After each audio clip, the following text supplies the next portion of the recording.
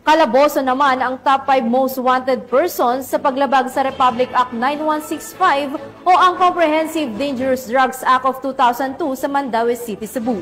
Ang report mula kay Patrolwoman Judith Nicanor.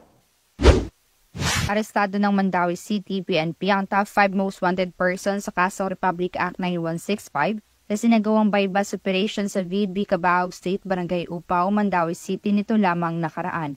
Kinilala ni Police Major Manuel A. Cabanlit, Station Commander ng Police Station 5 Mandaue City Police Office, as suspect na si Alias John, 25 anyos at residente ng Sitio San George, Barangay Guadalupe, Cebu City. Ayon sa ulat ng pulisya, bandang alas 5:20 ng hapon nang maaresto ang suspect sa bisa ng warrant of arrest para sa kasong Republic Act 9165 na inisyo ni Honorable Fruto Garcia Federico III, presiding judge ng RTC Branch 86 Mandaue City na may service of sentence. Samantala, kasalukuyang nasa kustodiya ng Police Station 5 Mandaue City Police Office ang suspect para sa dokumentasyon at tamang disposisyon. Magandang araw po sa ating lahat.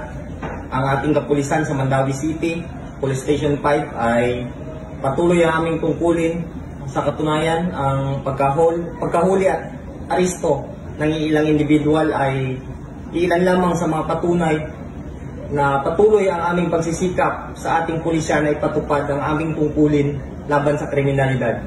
Ito ay alinsunod sa programa ng ating Pangulo, Ferdinand Bongbong Marcos, na makamit na pagunlad ng ating bansa para sa lahat ng mga Pilipino. Paalala ko lamang sa ating komunidad na ang Police Station 5 ay hindi tumitigil sa aming advokasya laban sa iligal na droga.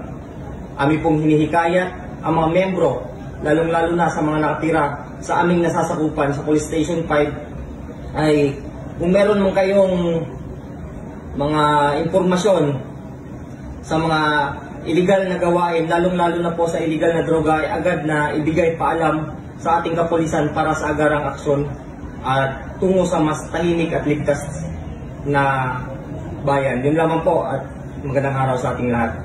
Ang Mandaue City PNP ay patuloy sa masigasig nitong operasyon sa pagtugis sa mga kriminal upang tiyak na mapanagot sa batas dahil sa bagong Pilipinas, gusto ng pulis, ligtas ka. Mula dito sa Central Visayas, ako yung Police News Network Correspondent, Patrolwoman Judith Nicanor, alagad ng batas, tagataguyod ng Balitang Pulis.